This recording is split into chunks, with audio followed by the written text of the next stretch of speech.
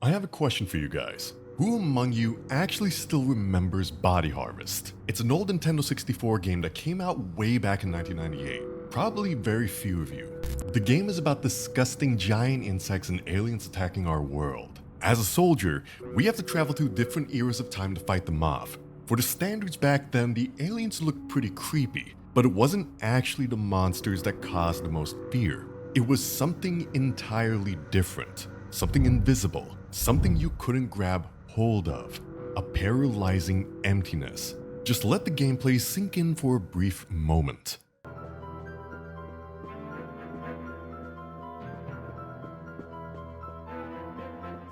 Do you see what I mean? First and foremost, it was the atmosphere. At this point, the game is supposed to represent Greece, but everything feels completely bleak, lonely, and incredibly oppressive. There are no normal people on the streets, no cars, no movement. The villages were completely deserted. Every house is empty. The doors are wide open, but nobody is there. It feels like the main character is the absolute last human being left on Earth. You feel completely isolated, abandoned, and cut off from the world. And there is an exact psychological term for this phenomenon. Have you ever heard of the word Kenopsia? Kenopsia describes the eerie, forlorn atmosphere of a place that usually is bustling with life and people, but is now completely abandoned, empty, and dead silent. The word comes from Greek and translates roughly to empty eyes or empty view. I'm sure you've found yourself in a situation like this in real life before. A classic example is a school hallway late at night. During the week, hundreds of kids run around here. It's loud, people are laughing and shouting. But at night, when the lights are dimmed, the cleaning staff is gone, and every little step you take echoes loudly through the empty building, the place takes on a completely new, eerie face. It feels as if the building develops its own personality while waiting for the people to return. Or think of an unlit office building on the weekend, an empty fairground in the dead of winter, where the colorful lights are off, the wind whistles through the barricades, and the carousel stands still. Your brain knows exactly life belongs here. And because that life is missing, your primal instinct sounds the alarm. I also think that abandoned places, so-called lost places, give us a super similar feeling. Imagine standing inside an old dilapidated restaurant that has been abandoned for 20 years. Everything is run down, dusty. The window panes are smashed, and nature is slowly reclaiming the building. You know exactly. There used to be an incredible amount of life here. People laughed, ate, argued, and celebrated. And now, there is nothing left but a dead, heavy silence. As if everyone just evaporated from one second to the next. Can you relate to that feeling? That is Kenopsia. And today, it's about exactly this feeling of Kenopsia, but in video games. And the engine that for some reason pulls this off better than any other is the Source engine. By now, there are entire video essays on YouTube by major creators with titles like The Loneliness of Source or That Creepy Feeling. What is it with Source games? Thousands of players worldwide notice these games have a very strange, almost unhealthy effect on our psyche when we launch them alone. The Source engine is the graphic software behind Half-Life 2. But it's not just Half-Life 2 that uses this engine. Games like Counter-Strike Source, Team Fortress 2, and above all, Garry's mod do too. And Garry's mod is particularly affected by this loneliness effect. Who among you has ever played Garry's mod? And the more important question, have you ever played it completely alone in a private offline lobby? The game's default map is called GM Construct. You don't notice it at all when you play with friends in multiplayer. When everyone is talking on Discord, cracking jokes and building cool stuff together, the map feels completely normal. But check out the psychological impact this map has when you are suddenly completely alone on it. Large, empty concrete areas, massive dark halls where not a single ray of light falls, and a gigantic, absolutely silent sky with a few clouds that never move. Whenever I played this alone, I had this really oppressive feeling in my gut on this map. It might sound a bit weird, but I always felt like I was being watched from those dark windows. You just don't feel welcome. You feel like you're trespassing in a place where you don't belong. At some point it got so creepy to me that I deliberately spawned computer characters, NPCs, around me so I could hear footsteps and not feel so intensely alone on the map.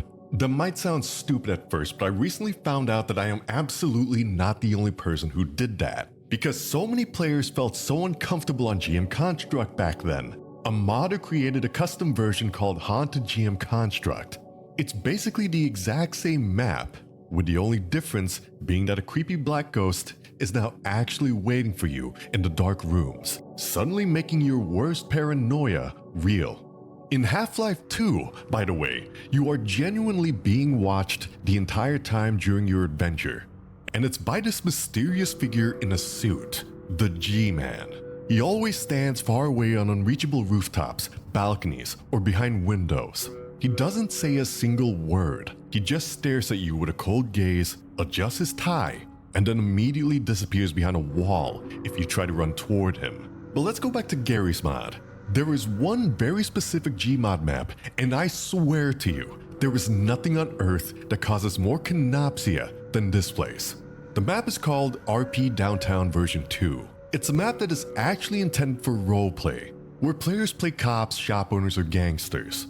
There's even a rumor on the internet that the creator of this map committed suicide at some point, which obviously makes the whole vibe even creepier. Whether that's actually true, I don't know. It could never be 100% proven, but the atmosphere of this map is just special. Just check this out.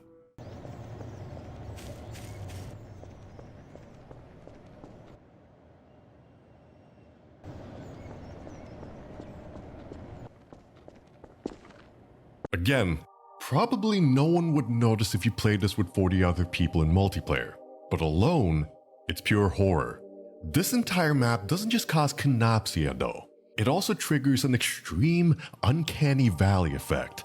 At first glance, something appears superhuman and realistic to us, but at the same time, we immediately notice that it isn't real. Speaking of Uncanny, have you actually subscribed to me yet? After all, my channel is called Uncanny Files, so if you're into exactly this kind of creepy, deep dive mystery file, then it's about damn time you hit that subscribe button. Alright, back to horror. Why does this map even generate this effect? The Source engine uses photorealistic textures. The walls, the windows, the cobblestones. These are often real photos of real old buildings from Eastern European cities. The textures look very industrial, dirty, worn out, and run down. But at the same time, the 2004 graphics are very blocky, sterile, and angular. And RP Downtown version 2 takes this to a whole new level. Everything looks extremely blocky, but due to the real photo textures of the building walls, your eye tricks your brain into seeing a real major city. And now comes the biggest mindfuck that completely breaks your brain. The map represents a massive city, but there is absolutely nobody there. Not a single car driving, no bird flying, total motionlessness. And at the same time, a built-in background ambient sound fakes real life. Listen closely.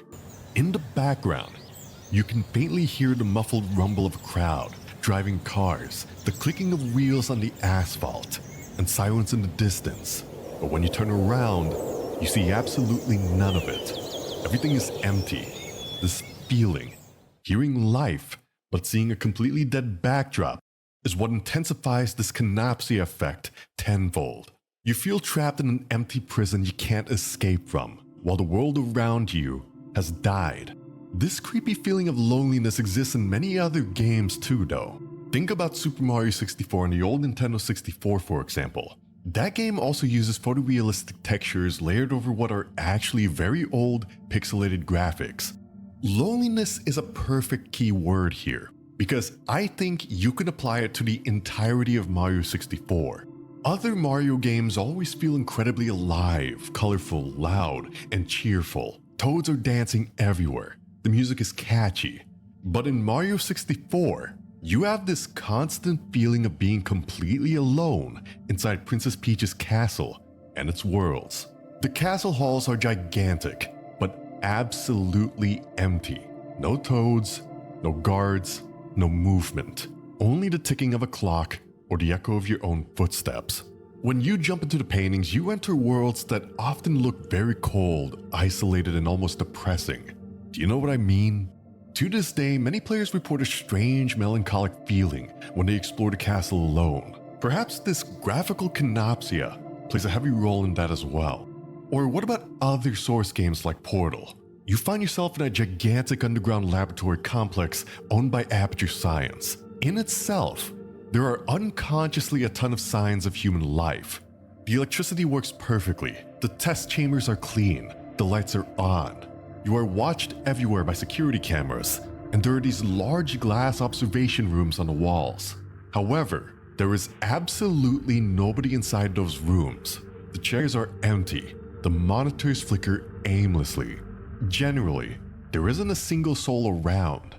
You are completely isolated in this massive, sterile concrete world.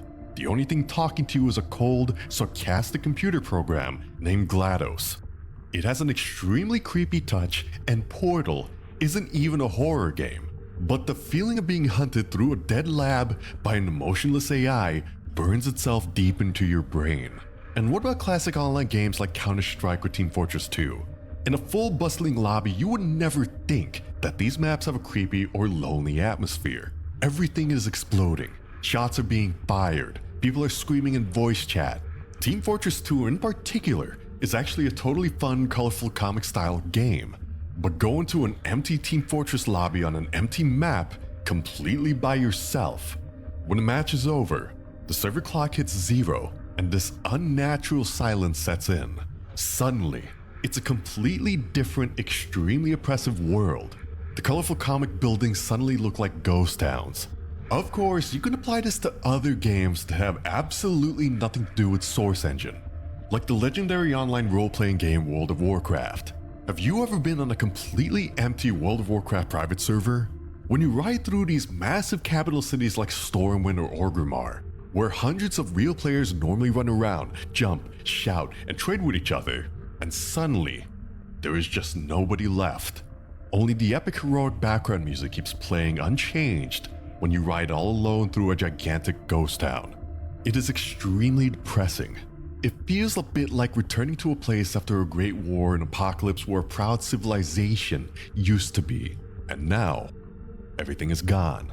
And then, on the flip side, there are games where this effect doesn't work at all. Even if you start a completely empty lobby in a game like Overwatch or Fortnite, you don't feel uncomfortable or watched. Why? Because the game design just looks way too friendly, too bright, too colorful, or like a modern cartoon. The art style lacks that dirty, real loneliness. The textures are too perfect, too clean, and too artificial. But Source games with a gritty realism, they somehow always manage to create this deep, psychological dread. I just find everything surrounding the topic of Kenopsia super interesting. Why the Source engine pulls it off so damn well comes down to many reasons. The old 2000s graphics, the gritty art style, the hidden, confusing ambient sounds, and maybe also a bit of nostalgia from back in the day when we launched these games for the first time as kids or teenagers. It just goes to show that games can hit us on a very deep psychological level, completely without jump scares. Make sure to drop your own Kenopsia situations down in the comments right now, no matter if it happened in a video game or to you in real life. I'm super excited to read your stories and we'll get through as many as possible. Be sure to give the video a thumbs up if you enjoyed it and subscribe to the channel so you don't miss any more mystery deep dives. It helps the channel out immensely in the beginning. See you next time. Ciao.